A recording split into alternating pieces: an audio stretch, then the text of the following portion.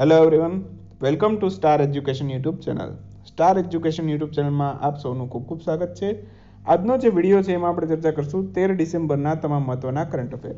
Daily માત્ર 10 મિનિટની અંદર દિવસના જે પણ કાંઈ અગત્યના કરંટ અફેર હોય છે, જે તમારી પરીક્ષા માટે મહત્વપૂર્ણ હોય છે, તમામ કરંટ અફેર માત્ર 10 મિનિટની અંદર કવર કરી લઈએ છીએ. તો આ વિડીયો જીપીએસસી અને ગુણ સેવાની તમામ પરીક્ષાઓમાં ઉપયોગી બનશે.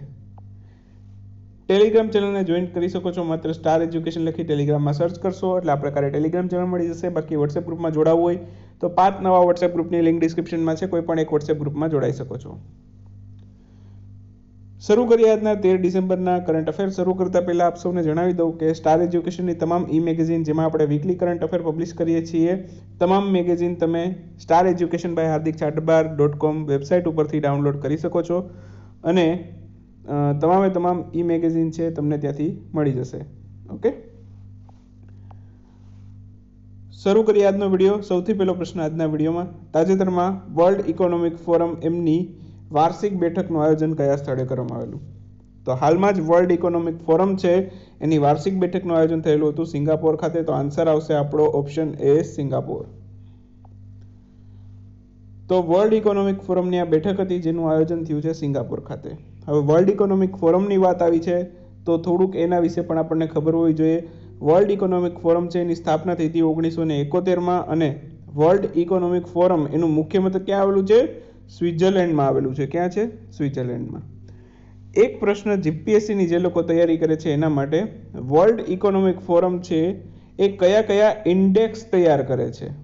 ઓકે, જેટલા પણ ઇન્ડેક્સ તમને ખબર હોય કે આ વર્લ્ડ ઇકોનોમિક ફોરમ દ્વારા પ્રકાશિત કરવામાં આવે છે, એ તમામે તમામ ઇન્ડેક્સના નામ તમારે મને કોમેન્ટમાં કહેવાના છે, અથવા તો કોઈ નોટ્સ બનાવતા હોય તમે તો એ નોટ્સમાં તમે નોટ ડાઉન કરી લેજો.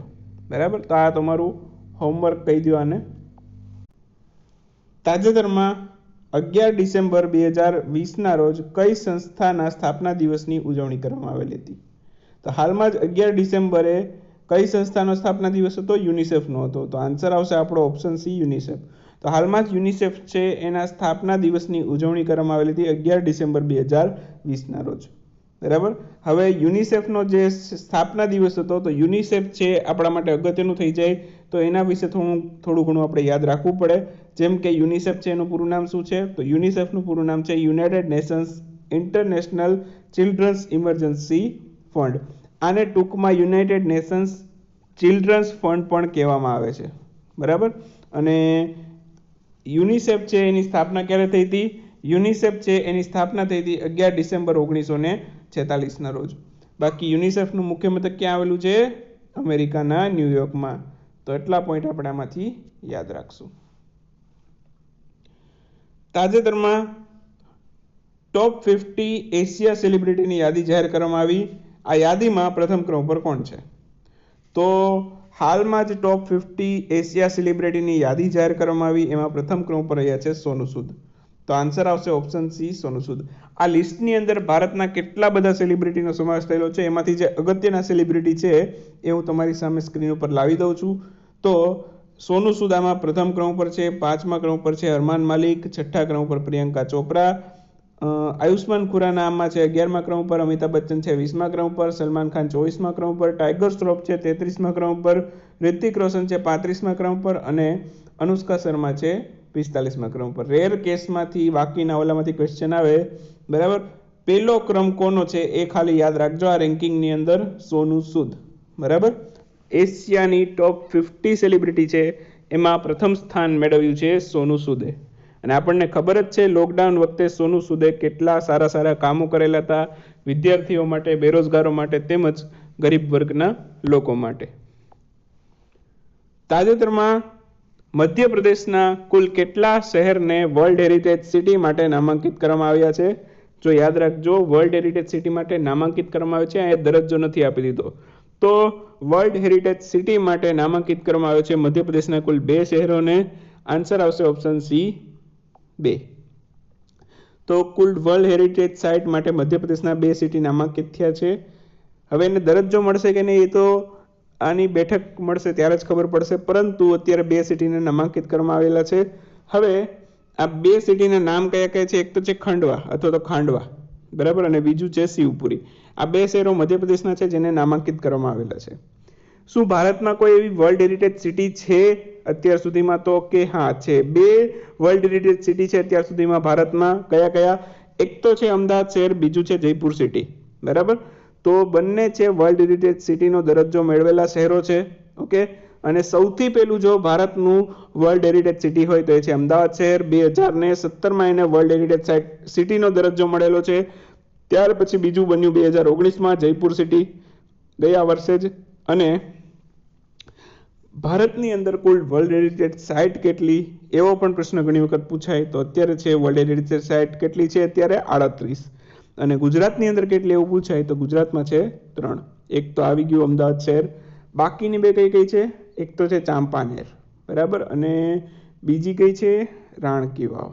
બરાબર, તો આ બંનેને વર્લ્ડ હેરિટેજ સાઇટનો દરજ્જો ક્યારે મળેલો એનો આન્સર હવે તમે મને કોમેન્ટમાં જણાવશો. બરાબર, તો આજના 2 પ્રશ્ન તમારા માટે. તાજેતરમાં કયા દેશે HL2M ટોકામાક ન્યુક્લિયર ફ્યુઝન રિએક્ટરનું સફળતાપૂર્વક પરીક્ષણ કર્યું છે? તો હાલમાં ચીન છે. ચીનનું આ ન્યુક્લિયર રિએક્ટર છે HL2M ટોકામાક ન્યુક્લિયર ફ્યુઝન રિએક્ટર. હાલમાં જ ચીને આનું સફળતાપૂર્વક પરીક્ષણ કર્યું છે. તો આન્સર આવશે ઓપ્શન એ, ચીન. તો ચીનનું આ ન્યુક્લિયર ફ્યુઝન રિએક્ટર છે જેનું ચીને આ સફળતાપૂર્વક પરીક્ષણ કરેલું છે. ન્યુક્લિયર ફ્યુઝન રિએક્ટરની વાત આવી છે તો થોડીક એના વિશે ડિટેલમાં જઈએ.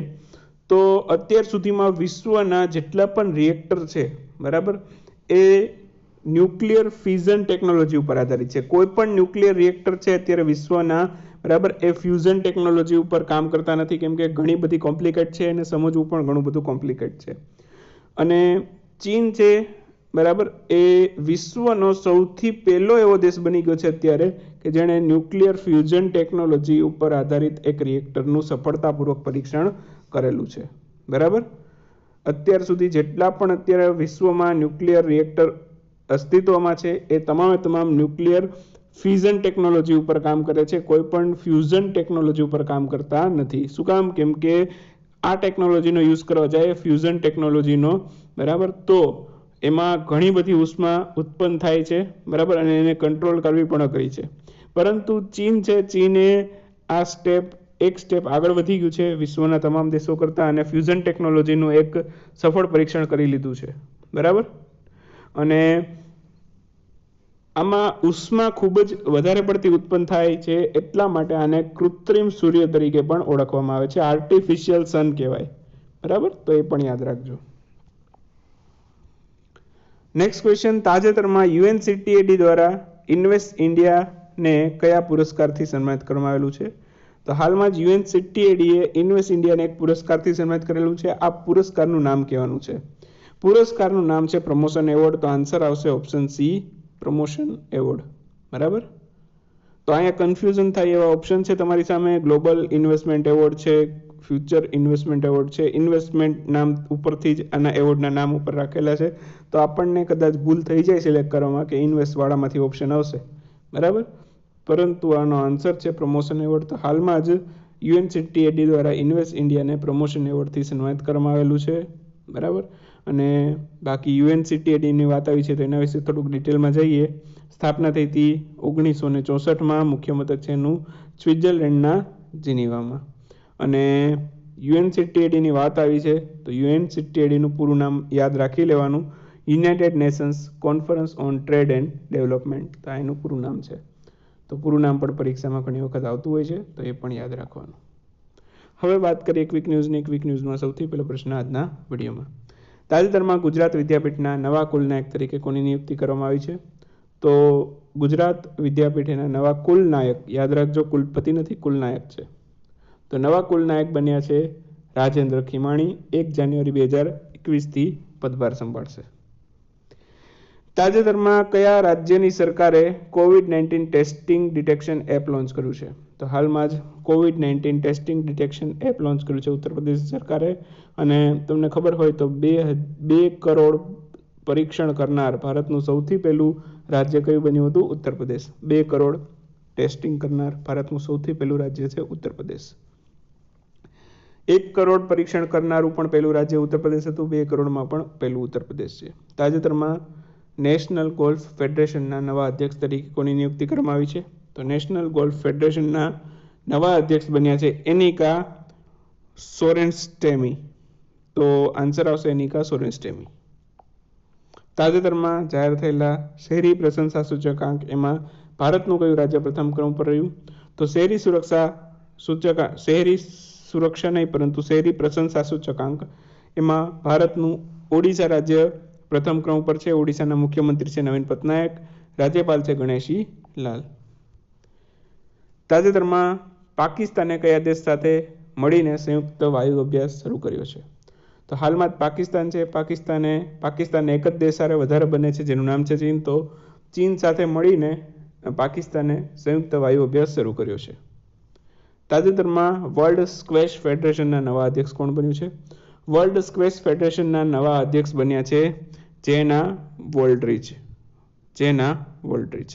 અને બંનેના યાદ રાખી લેજો, હમણાં ઇન્ટરનેશનલ ગોલ્ફ ફેડરેશનના પણ આ નવા અધ્યક્ષ બન્યા છે અને ઇન્ટરનેશનલ સ્કોશ ફેડરેશનના પણ નવા અધ્યક્ષ બન્યા છે. તો બંનેમાં કન્ફ્યુઝન ન થાય, નામ ઓપ્શન આપશે ત્યારે બંનેના નામ આપશે કેમ કે બંનેના હાલમાં જ બન્યા છે.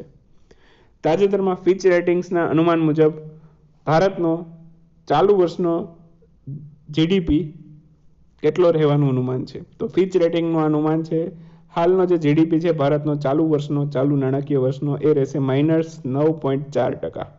કેટલો રહેશે? -9.4%. તાજેતરમાં મારા ગોમેજ તેઓ ફૂટબોલ રમનાર સૌ પ્રથમ ટ્રાન્સજેન્ડર મહિલા બન્યા છે. તેઓ કયા દેશના છે? તો મારા ગોમેજ છે ફૂટબોલ રમનાર સૌ પ્રથમ ટ્રાન્સજેન્ડર મહિલા બન્યા છે. તેઓ આર્જેન્ટિનાના છે. કયા દેશના છે? આર્જેન્ટિના. તાજેતરમાં જમ્મુ કાશ્મીર લદ્દાખ હાઈકોર્ટના નવા મુખ્ય ન્યાયાધીશ તરીકે કોની નિયુક્તિ કરવામાં આવી છે? જમ્મુ કાશ્મીર લદ્દાખ હાઈકોર્ટના નવા મુખ્ય ન્યાયાધીશ બન્યા છે રાજેશ બિંદલ. બાકી જમ્મુ કાશ્મીરના જે લેફ્ટનન્ટ ગવર્નર કોણ છે? મનોજ સિન્હા છે. અને જમ્મુ કાશ્મીરના મનોજ સિન્હા છે અને લદ્દાખના કોણ છે? લદ્દાખના છે Radhakrishna Mathur. Okay, lieutenant governor. તો બસ એટલું યાદ રાખજો. તાજેતરમાં ભારતના કયા રાજ્યમાં દિવ્યાંગ સશક્તિકરણ કેન્દ્રનું ઉદ્ઘાટન કરવામાં આવેલું છે? તો દિવ્યાંગ સશક્તિકરણ કેન્દ્રનું ઉદ્ઘાટન કરવામાં આવેલું છે તેલંગાણા ખાતે. તેલંગાણાના મુખ્યમંત્રી કોણ છે? કે ચંદ્રશેખર રાવ અને રાજ્યપાલ છે તમિલિસાઈ સૌંદરરાજન. તો આજનો વિડીયો મજા આવી તો લાઈક કરો, શેર કરો, આપણા મિત્રો સાથે નવા હોય તો સબસ્ક્રાઇબ કરો, બેલ સિમ્બલ દબાવો જેથી આવનારા વિડીયો નોટિફિકેશન મળતી રહે. મળીએ નેક્સ્ટ વિડીયોમાં નવા કરંટ અફેર સાથે. ત્યાં સુધી રજા લઈએ. આવજો. Bye bye. Good night. શુભરાત્રી.